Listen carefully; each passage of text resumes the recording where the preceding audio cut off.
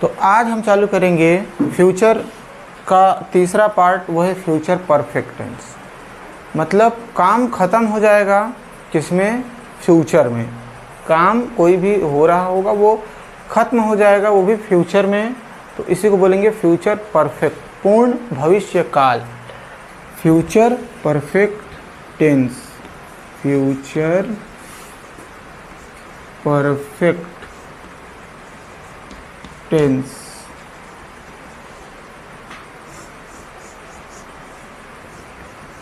पूर्ण भविष्य काल। काम कहाँ ख़त्म हो जाएगा? फ्यूचर में ख़त्म हो जाएगा।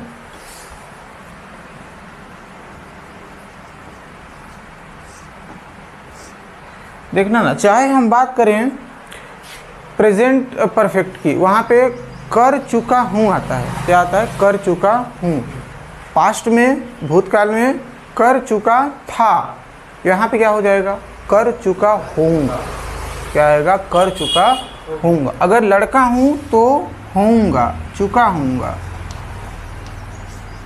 चुका होऊंगा। अगर लड़की हूँ तो चुकी होंगी, चुकी होंगी। अगर वह हुआ तो वह कर चुका होगा, चुका होगा। अगर लड़की हुई तो होगी, चुकी होगी।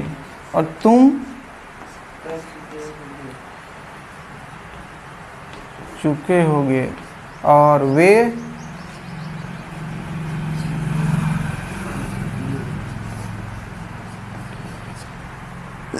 इसी में सबसे ज़्यादा लंबा है ना, बाकी नहीं आता था। 4-5 में तो सबका हो ही जाता था। अब भविष्य का बात है ना, सबका परफेक्ट नहीं होता है, अलग अलग होता है। तो इतने सारे क्या हो गए? पहचान। अब देख लेते हैं कि इसमें हेल्पिंग वर्ब क्या लगेगा। प्रेजेंट परफेक्ट में क्या लगा था? हैज़ या हैव। पास्ट में हैड, HAD, हैड लगा था। यहाँ पे हेल्पिंग वर्ब हो जाएंगे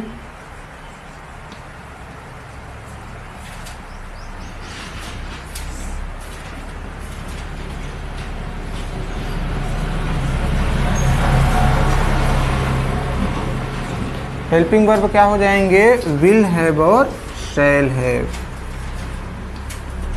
विल के साथ हैव आ जाएगा और शैल के साथ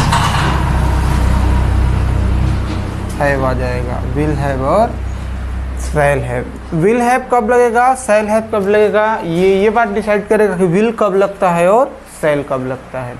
विल सबके साथ लग जाता है, शैल सबके साथ नहीं लगता। वी या दे के साथ शैल का उपयोग किया जाता है। तो यहाँ पे अगर वी आता है सब्जेक्ट में या तो दे आता है, तब किसका यूज़ कर लेंगे हम लोग? शैल का यूज़ कर लेंगे। क्या क्या आता है? वी या तो दे, तो किसका यूज़ कर लेंगे? शैल का।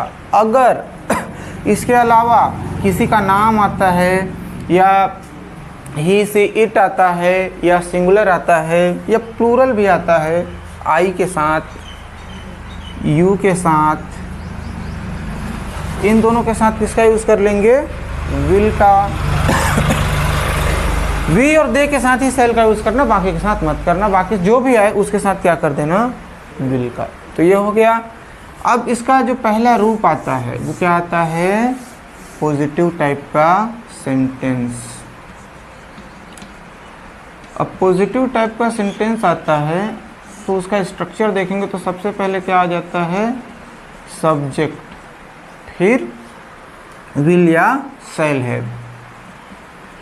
विल या तो शैल प्लस हैव। देखो हैव दोनों में आएगा, हैज नहीं आता है ना, क्या आएगा? हैव। तो इसमें भी हैव तो इसमें भी हैव, दोनों में हैव है तो विल या शैल दोनों में से उठा लेंगे, हैव बाद में डाल देंगे। इसके बाद वर्ब का थर्ड फॉर्म फिर आ जाएगा ऑब्जेक्ट। अब परफेक्ट टेंस है तो वर्ब का थर्ड फॉर्म तो जरूरी है, वो तो आएगा ही आएगा। देख लेते हैं एक आध एग्जाम्पल।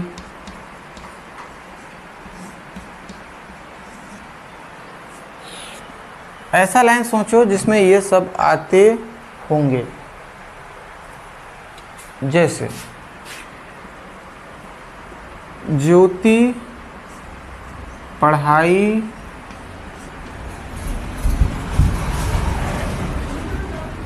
कर चुकी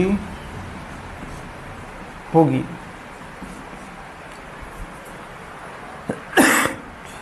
ये वाला ज्योति पढ़ाई कर चुकी होगी।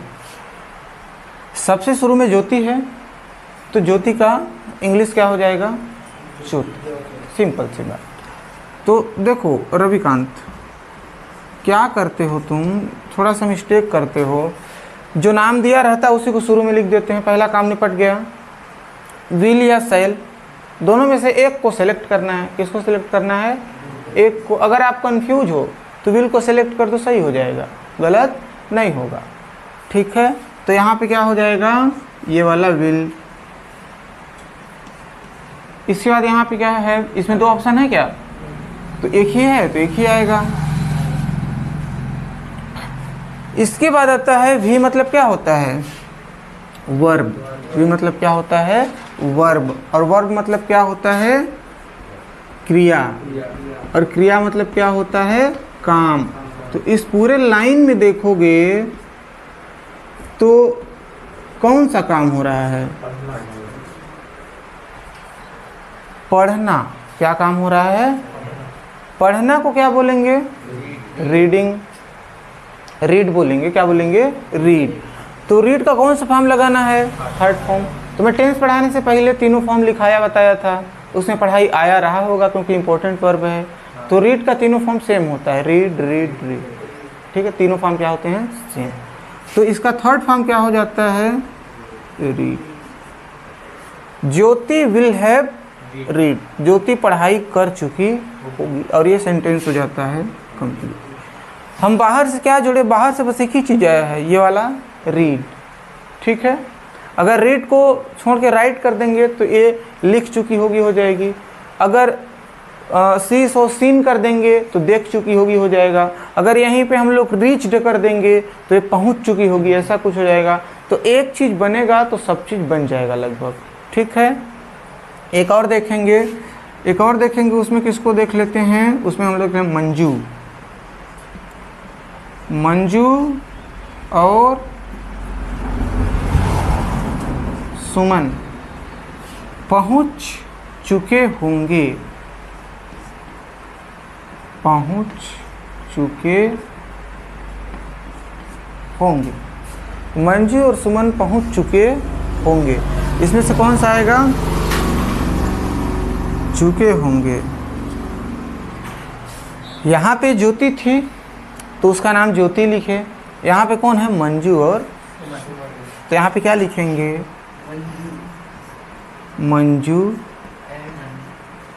एंड सुमन। अब प्लूरल आया है तो यहाँ पे क्या कर देंगे? देखो सेल विल दोनों हो सकता है, हम लोग सेल कर देते हैं।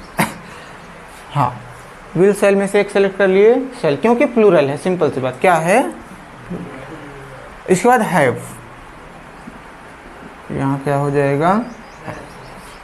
फिर वर्ब की बारी आती है। तो वर्ब मतलब क्या होता है? क्रिया। क्रिया मतलब काम। इस पूरे लाइन में कौन सा काम हो रहा है? पहुंचना। पहुंचना को इंग्लिश में क्या बोलते हैं? रीच। पहुंचना को इंग्लिश में क्या बोलते हैं? रीच। और रीच का थर्ड फॉर्म क्या होता है? रीच्ड। क्या हो जाएगा? रीच्ड। तो यहाँ पे हो जाएगा REACHED, रीच्ड। मंजू और सुमन पहुंच चुके होंगे। Manju and Suman shall have reached. और ये कहानी हो जाता है यहाँ पे समाप्त। पॉजिटिव खत्म किए। पॉजिटिव के बाद अब देखेंगे इसका नकारात्मक रूप, निगेटिव। नॉट लगाना पड़ता है निगेटिव में, और उसको एक साइड नहीं मिटाए रहते हैं, उसी को देख देख करके चेंज कर देते हैं, थोड़ा और आसानी हो जाएगा। विल या शैल के बाद क्या लगा देंगे? नॉट। तो बन जाएगा वो निगेटिव। निगेटिव, नकारात्मक। स्ट्रक्चर सबसे पहले सब्जेक्ट तो हो ही जाएगा, कर्ता। इसके बाद विल या तो शैल, इसके बाद लग जाएगा नॉट, इसके बाद लग जाएगा हैव, फिर वही वर्ब का थर्ड, इसके बाद ऑब्जेक्ट और कहानी समाप्त। इन्हीं एग्जाम्पल्स को लेते हैं ना, अलग से लेके इन्हीं को लें, इसी को ले लेते हैं क्योंकि नाम ही तो चेंज करना रहता है। ज्योति पढ़ाई कर चुकी होगी, नॉट लगाएंगे तो ज्योति पढ़ाई नहीं कर चुकी होगी, ज्योति पढ़ाई नहीं कर चुकी होगी।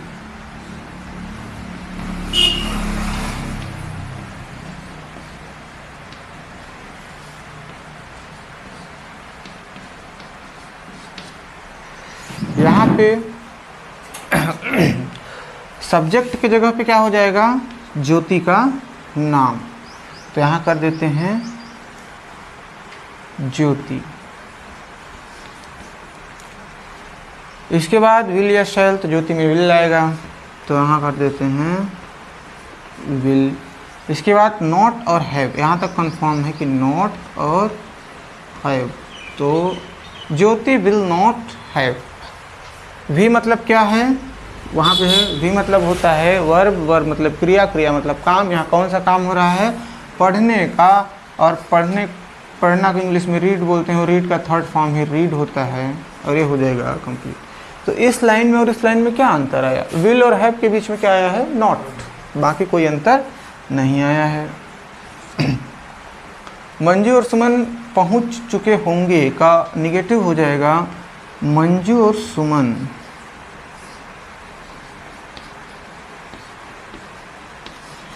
नहीं पहुंच चुके होंगे, मंजू और सुमन नहीं पहुंच चुके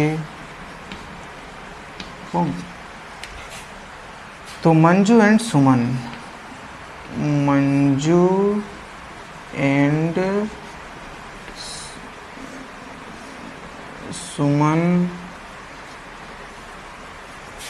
विल नहीं लेंगे, सेल, क्योंकि पहले सेल ले चुके हैं, सेल। इसके बाद नॉट और हैव, तो यहाँ हो जाएगा नॉट और यहाँ हो जाएगा हैव। और वर्ब का थर्ड फॉर्म क्या है, यहाँ पहुँचना, पहुँचना रीच, रीच का थर्ड फॉर्म क्या हो जाएगा, रीच।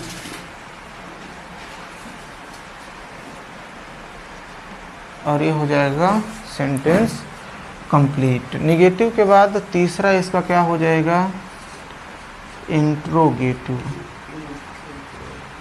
इंट्रोगेटिव मतलब प्रश्नवाचक, और पॉजिटिव को प्रश्नवाचक बनाने के लिए क्या करेंगे, विल या सेल को यहाँ से उठा करके सब्जेक्ट के पहले कर देंगे, बाकी सब लाइन सेम टू सेम रहेगा, तो वो क्या हो जाएगा, इंट्रोगेटिव। तो यहाँ से विल या सेल दोनों को उठा करके सब्जेक्ट से पहले, तो यहाँ विल या सेल हो जाएगा सब्जेक्ट से पहले, तो ये हो गया विल या सेल। इसके बाद सब्जेक्ट, इसके बाद हैव, इसके बाद सब्जेक्ट, और इसके बाद क्या हो जाएगा, हैव।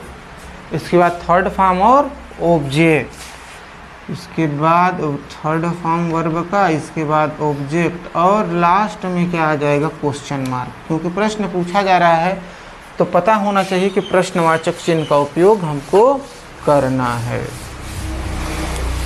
अब इसको चेंज कर देते हैं, ज्योति पढ़ाई नहीं कर चुकी होगी, इसको अगर सवाल बनाएंगे तो सवाल बनेगा, क्या ज्योति पढ़ाई कर चुकी होगी, क्या ज्योति पढ़ाई कर चुकी होगी।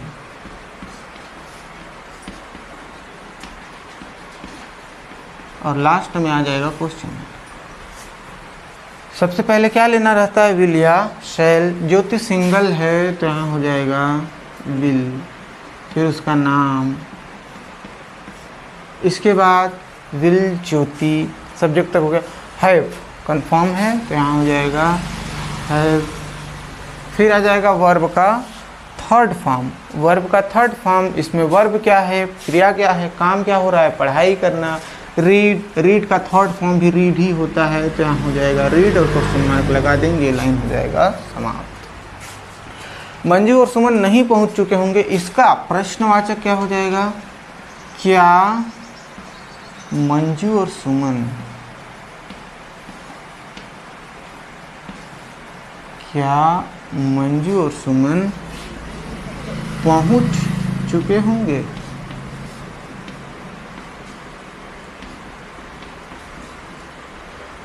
इसमें आ जाएगा सेल, क्योंकि मंजू और सुमन के साथ हेल्पिंग वर्ब क्या है हमारा, सेल, तो यहाँ पे सेल आ जाएगा शुरू में। सेल मंजू एंड सुमन,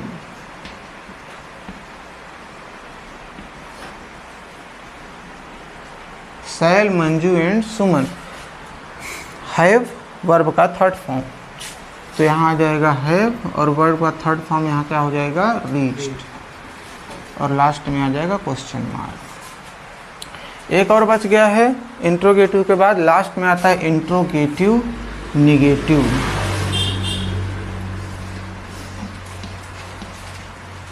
प्रश्न भी पूछा जाएगा और मना भी किया जाएगा।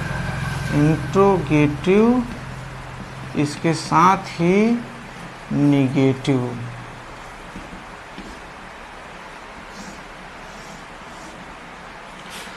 यहाँ पे ये जो इंट्रोगेटिव है ना, सब्जेक्ट के बाद हम लगा देंगे नॉट, तो विल शैल रहेंगे, विल या तो शैल, फिर सब्जेक्ट, फिर नॉट, फिर हैव, फिर आ जाएगा वर्ब का थर्ड फॉर्म, फिर आ जाएगा ऑब्जेक्ट, और लास्ट में क्वेश्चन मार्क बहुत ज़रूरी है। एक ही एग्जाम्पल को लेंगे, यहाँ से ज्योति वाला ले लेते हैं। क्या ज्योति पढ़ाई कर चुकी होगी, इसमें नहीं लगाएंगे तो क्या हो जाएगा, क्या ज्योति पढ़ाई नहीं कर चुकी होगी, क्या ज्योति पढ़ाई नहीं कर चुकी होगी।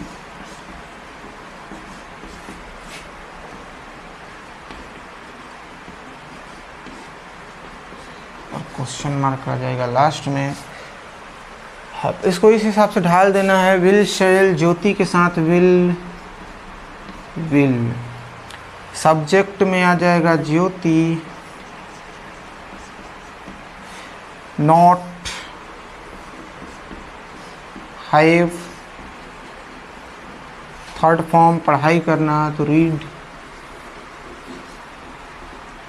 और ये हो गए इसके चारों टाइप के सेंटेंस कंप्लीट। और यहाँ पे प्रेजेंट नहीं, फ्यूचर परफेक्ट टेंस भी हो जाता है समाप्त।